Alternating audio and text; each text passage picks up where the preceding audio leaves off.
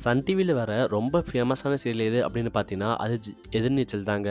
ஜனனி பார்த்தீங்கன்னா ரொம்ப ஃபேமஸா இருக்காங்க. குணசேகரன் ஐயா பார்த்தீங்கன்னா மறைஞ்சு போயிருக்காங்க.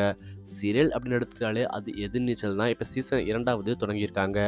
உண்மையான பெயர் என்ன அப்படின்னு பார்த்தீங்கன்னா, ஜனனியோட உண்மையான பெயர் மதுமிதா அரண்யா. குணசேகரனுடைய உண்மையான பெயர் மாரிமுத்துங்க.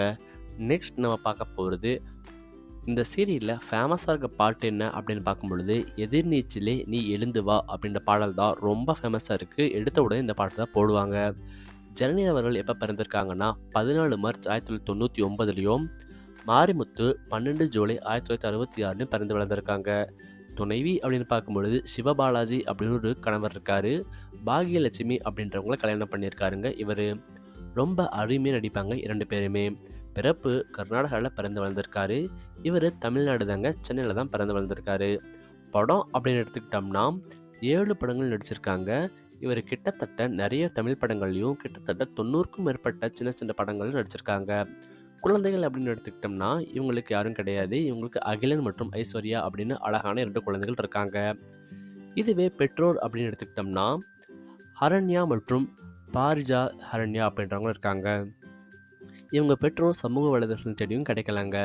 வாழிடம் சென்னையில் தான் இப்போ வச்சு வராங்க தொழில் காரணமாக. நெக்ஸ்ட் நம்ம பார்க்க போகிறது கல்வி.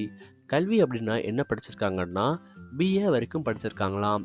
ஒரு பள்ளி படிப்போடு நிறுத்திட்டாருங்க மாரிமுத்து. நெக்ஸ்ட் நம்ம பார்க்க போகிறது உயரம்.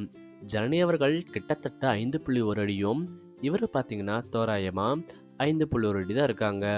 எடை அப்படின்னு எடுத்துக்கிட்டோம்னா 53 கிலோவும், இவர் 65 கிலோ இருந்திருக்காரு.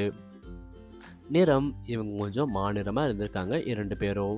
நெக்ஸ்ட் நம்ம பார்க்க போகிறது ரொம்பவே ஆவலோட எதிர்பார்த்து தான் பார்க்க போகிறோம். ஆமாங்க, சம்பளம்.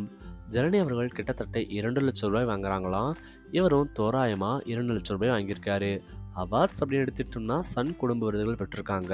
இவர் தமிழகத்தில் சின்னத்திரை அவார்டு கொடுத்துருக்காங்க, அதெல்லாம் பெற்றிருக்காருங்க இவர். இவரும் சன் குடும்ப விருதுகளும் பெற்றிருக்காரு.